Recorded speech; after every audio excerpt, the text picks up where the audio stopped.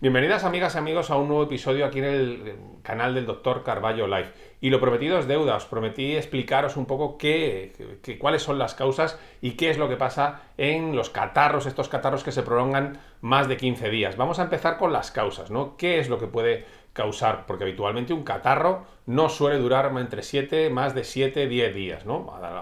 Después de 7-10 días, sobre todo cuando excede de las 2 semanas, hay que pensar en otras causas, ¿no? Primeras causas, sobre todo los que tenemos niños pequeños, una sobreinfección con otros virus, es decir, nos infectamos primero con un virus respiratorio sincitial, gripe, COVID y después con otro, ¿no? Sobre todo los que tenemos niños pequeños, pues nos pasa a menudo y eso te lo cuentan en consultas, doctor, estaba bien, empecé a estar mejor entre el día 7 y el 8 y después, 2 o 3 días después, he empezado otra vez con el mismo catarro, con fiebre, con dolor muscular y lo más seguro, una de las posibilidades es que, bueno, pues que nos hayamos infectado con otro de los virus, esta tripledemia que estamos hablando ahora, ¿no? Segunda posibilidad, una sobreinfección bacteriana, por ejemplo, ¿no? Pues cuando nos infectamos con un virus respiratorio, habitualmente son virus, los más frecuentes son los rinovirus, y recordar, y lo vamos a recordar claramente, que no hay que tomar tratamiento antibiótico para un catarro normal, pero cuando esté de 2 semanas,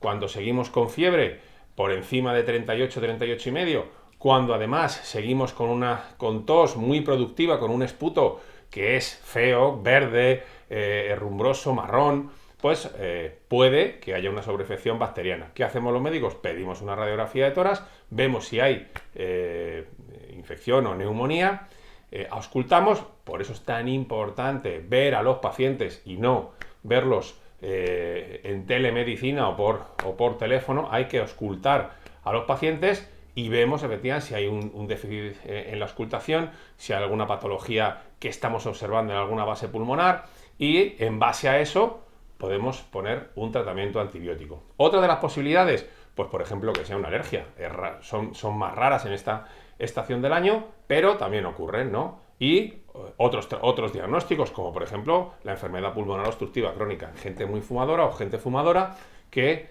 se levanta con tos, con flemas por la mañana, durante al menos 3 meses, ¿no? Bueno, estas son las posibilidades. Mucha gente consulta por esto, ¿no? Y muchas veces uno de los síntomas cardinales por el que consultáis tanto en primaria como en urgencias, en adultos y en niños, es la fiebre. Bueno, por la fiebre no hay que consultar en un catarro de vías altas, ¿no? En un catarro tenemos 38, 38 y medio, pero buen estado general, la fiebre baja con paracetamol, el niño tiene muy buen estado general y por eso no hay que consultar. Es un síntoma normal dentro de los catarros, ¿no?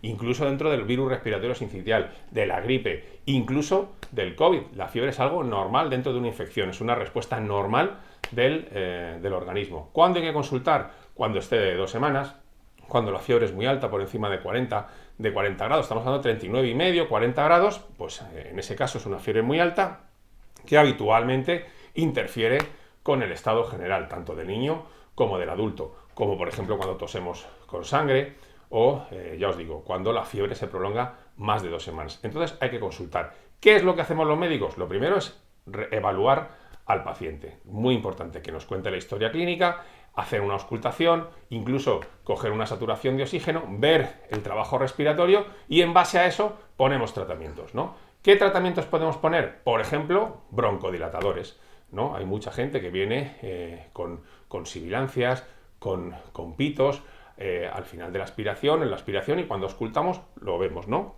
Tratamiento, broncodilatadores, ¿no? Fijaros, he tenido un catarro y yo por primera vez en mi vida he tomado broncodilatadores y es verdad que, bueno, pues que durante 4 o 6 horas mejoraba mucho la tos, ¿no? Un truco que es muy sencillo y muy barato en farmacias, las cámaras. Esta es una cámara espaciadora. Se quita por aquí, se pone el aplicador se pone por aquí y se respira por esta parte de aquí. Es muy sencillo y no hace falta saber nada, simplemente hay que respirar. Muy útil para niños y fijaros, también para adultos que muchos no sabemos hacer y nunca hemos tomado un broncodilatador de esta clase, ¿no? Recordad, esta cámara espaciadora cuesta muy pocos euros en la farmacia y es muy útil. Es de plástico duro y vale para un montón de usos. Recordad, si tenéis varios niños, que no hagan en la misma cámara espaciadora porque es posible que estén infectados por virus diferentes y lo que hacen es que se reinfectan. Así que una cámara espaciadora por niño y luego siempre se puede lavar o se puede esterilizar. Otra de las cosas, ciclos cortos de corticoides. Los corticoides son unos potentes antiinflamatorios y lo que hacen es que también sirven en pacientes que tienen un broncoespasmo para disminuir esa inflamación del bronquio, ¿no? Habitualmente lo hacemos en pautas muy cortas, no más de 3-4 días. Y por ejemplo, una prednisona 30 miligramos, 3-4 días, lo que nos evita los efectos secundarios a largo plazo y nos coge esos efectos a corto plazo, que son los que queremos para nuestros pacientes, ¿no? Otra posibilidad en las sobreinfecciones bacterianas, ¿no? Que decimos un tratamiento antibiótico. Recordad, los tratamientos antibióticos nunca se usan por vuestra cuenta. Nunca utilicéis un antibiótico en un resfriado porque no hace nada y encima va a crear resistencias en las bacterias que tengáis en ese momento, incluso las bacterias propias nuestras, ¿no? Y luego aparecen bacterias multiresistentes. Siempre consultar a un médico y, bueno, pues lo que podemos recetar es un antibiótico que a mí, por ejemplo, me gusta mucho, pues ciclos muy cortos. Por ejemplo, acitromicina 3-4 días, de 3 a 5 días, que se junta el poder antibiótico de la acitromicina con un poder también antiinflamatorio y particularmente a mí me gusta mucho y sobre todo en estas sobreinfecciones que seguimos con tos, con flemas, con un poquito de febrícula y bueno, pues habitualmente podemos ver sobreinfecciones pues con Haemophilus influenzae, con Moraxella catarrhalis, que son bacterias que bueno, pues pueden sobreinfectar un catarro previo, ¿no? Otros tratamientos, por ejemplo, los antihistamínicos, ¿no? En pacientes que además tienen mucha sintomatología alérgica, congestión nasal, estornudos, picor de ojos, pues vienen muy bien antihistamínicos también en dosis muy cortas. Los tratamientos que se usan tópicos, como por ejemplo los descongestionantes nasales. Recordar, descongestionantes nasales, yo los he utilizado en este último catarro, nunca los había utilizado, con un poquito de corticoide, ¿no? Pero fijaros, no más de 3-4 días, cada 12 horas, y la verdad es que sentí un alivio tremendo y muy rápido además, ¿no? Entonces, son buenos, pero recordarlo, nunca utilizarlo más de 3-4 días porque pueden tener un efecto rebote que consigamos lo contrario a lo que queremos conseguir. Y bueno, con esto muchas de casi el 90-95% de estos catarros prolongados que tenemos más de 2 semanas, conseguimos, bueno, pues solucionarlo, ¿no? ¿Qué es lo que cuando no conseguimos? Hay que pensar en otros diagnósticos, ¿no? Hay que acudir al médico y, bueno, pues haciendo una adecuada anamnesis y una adecuada exploración y pidiendo las pruebas que en ese momento el paciente necesita, conseguimos llegar a un diagnóstico.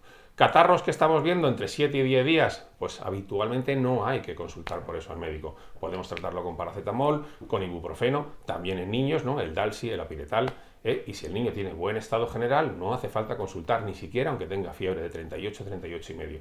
Es recordar, un mecanismo de defensa normal en estos catarros, lo solemos ver y por eso no hay que ir al médico ni de atención primaria ni de urgencias. Lo único que conseguimos es saturar las consultas y que encima en esas consultas, que muchos esperan varias horas, nos infectemos o infectemos al niño también con otro virus. Así que recordarlo, amigos y amigas, un placer estar aquí de nuevo con vosotros. Espero que os haya servido este vídeo y os seguiré dando, bueno, pues información que yo creo que os va a ser muy útil. Darle like y apuntaros al canal. Un abrazo a todos y felices fiestas.